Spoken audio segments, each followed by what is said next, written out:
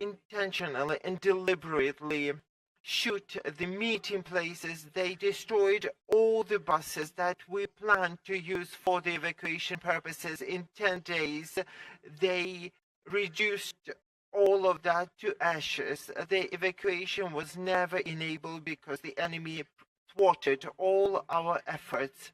Meanwhile, our residents attempted evacuation on their private vehicles, and the armed forces did relieve them outside the city, but they would only travel to the first checkpoints with a Russian flag flying over it, and they'd be told the following: we haven't received an order to allow passage for any residents of Mariupol. They would have to take a U-turn, and this Russian propaganda would add to the message that you've been abandoned, they've left you.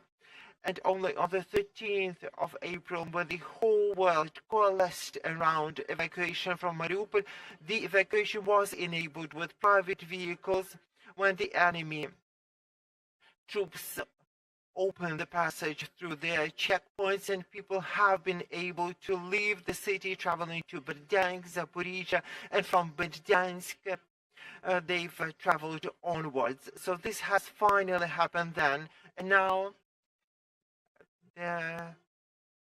about 150,000 people have been able to leave Mariupol into Ukraine-controlled territories. There are over 100,000 people staying in Mariupol, but 120,000 people are staying in Mariupol. There are also people in the outskirts wanting to evacuate. That's another 60,000 people. So we keep urging every day, every morning, to the entire global community that we need to stand together to liberate Mariupol, to evacuate the innocent civilians from Mariupol. The Mariupol stands, and as long as it stands, our country shall stand. Earlier, some negotiations with France, Greece, Turkey were in progress about the international humanitarian missions to Mariupol. Has any progress been made in these negotiations?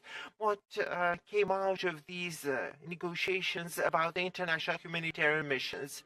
We have to make it clear that the Russian Federation does not seek to support any international mission, and we know clearly why that is so. Either Red Cross or a Turkish mission or any other mission, like a French mission that tried to intervene, they would come to the city and witness firsthand the atrocities abominably created by the Russian troops, the destroyed hospitals, dozens of dead corpses, the razed drama theater, hospital burned to ashes, with heavily injured residents of Mariupol who stayed inside at that point. This is a war. This is a genocide of the Russian-speaking population of Mariupol. This is the war that was launched by a war criminal, Putin, against our society, our nation. And the only he has succeeded in his special operation is razing the city of Mariupol, destroying the Ukrainian population of Mariupol. That he succeeded in. We lost the connection with Mr. Boychenko. Please go on. We can't hear you now.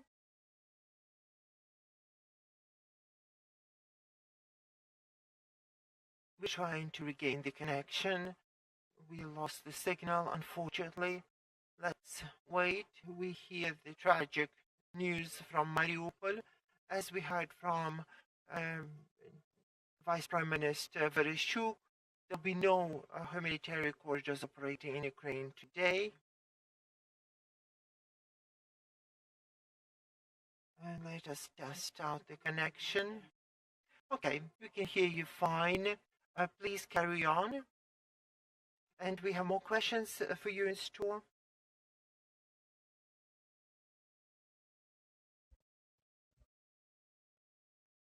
We have lost the signal again. We are working to reconnect.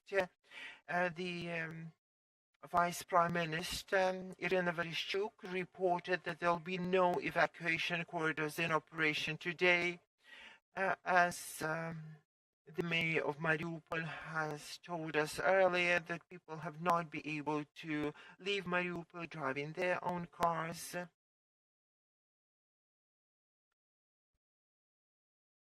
I'm passing the floor to the journalist. We have a question in here. You will hear it interpreted. Over to you. Greek national television, ERT. Do you have evidence that Russian forces dropped chemicals on Mariupol? And is it true that they brought mobile crematoriums?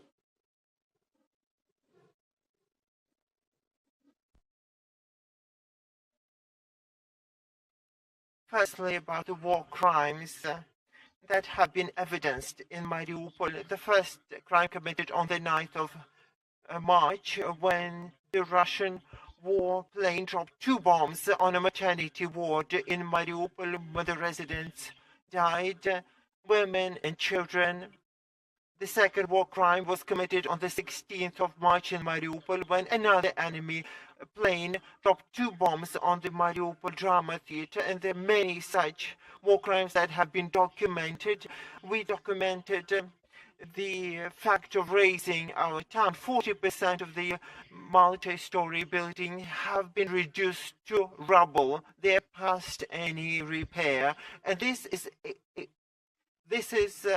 pertaining to the majority of people in Mariupol. We have the video records, photographic evidence that are now collected by the relevant agencies of our country. And these are war crimes. The day before yesterday, the Russian troops attempted to strike our city with a chemical attack. They tried to drop the chemical agent on our defenders. The agent did affect our defenders. A few people in the outskirts of Mariupol were also affected. They sensed the sweet taste in their mouth.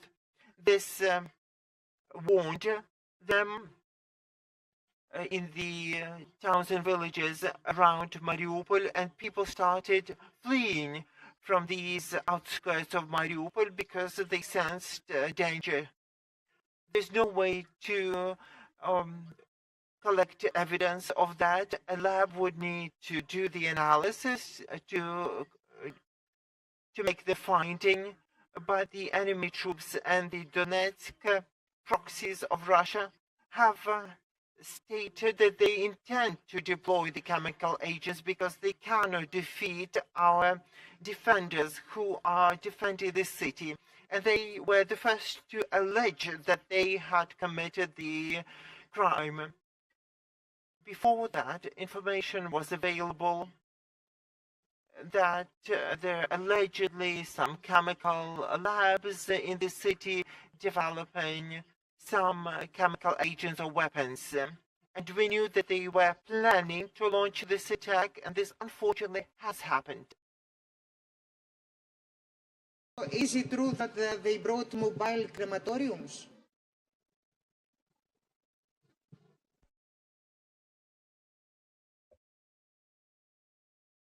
Look, 1st of April, the official government of Mariupol, the utility company, recorded the fatalities. At that time, we recorded over 5,000 civilians who died resulting from the impact of the shelling bombings by the enemy of aviation. From the 21st of March, we haven't been able to record the fatalities because the troops of the Russian Federation advanced in depth into the city and the street fighting commenced. At that time, thousands more remained dead in the streets of our town. According to our estimates, it's over 20,000 people who were killed by the enemy troops of the Russian Federation. An enemy plane would bombard the city starting with the 9th of March incessantly. Now they've shut down the city to disguise the evidence of these atrocities. They're trying to sweep them under the carpet. We know the records that they're uploading in YouTube or some other channels that the bodies have disappeared. Where did they go? Did they get up and go? They're trying to bury them and hide the traces of their crimes. They are collecting the bodies, and there are 3 scenarios that they have already deployed. Our intelligence have confirmed that 13 crematoria have arrived in the city and are preparing to eliminate the evidence of the war crimes committed by the Russian Federation. We'll take one more question. Polish radio. How many civilians died in Mariupol, and do you see there is war crimes there?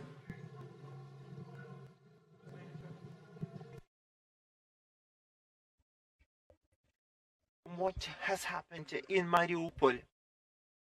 The fact that 90% of infrastructure has been razed by the Russian Federation, that the hospitals were bombed, the bomb shelters were bombed, that the innocent civilians were killed in Mariupol.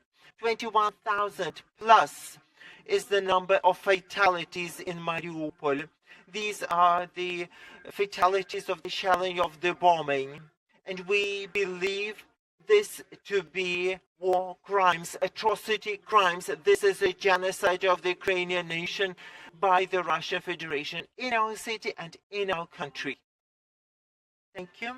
And one last question to you. As the mayor of Mariupol, which 2 months ago used to live a regular life and now day by day is falling heavier into ruin and despair, what do you personally feel?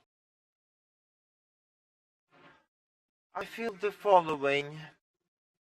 This is a revenge for the determination of the city we showed in 2014 when they offered the Russian peace for us, the Russian world for us. And the city did not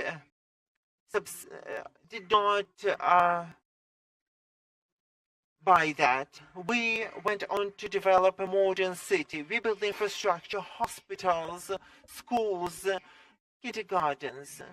The city blossomed, becoming a European city, a city for the future, a dream city. A lot of labor went into that. A lot of people committed themselves to make that happen, whilst no positive change happened in Donetsk. This was done because of rancor, because of envy. They destroyed the city for others not to see its rebirth, becoming the European city of the future. As for me personally, my heart was torn out because for 8 years I went to make it happen, and it will stay that way. The city of Mariupol shall always be a Ukrainian city. Thank you for your answers. We've unfortunately run out of time, so we have to conclude this 3rd briefing. Mr. Boychenko, we pray for the rescue of Mariupol. This concludes our 3rd briefing about this heroic city of Mariupol. We'd like to thank the journalists who help us to spread the truth about the true developments in Mariupol. Thank you.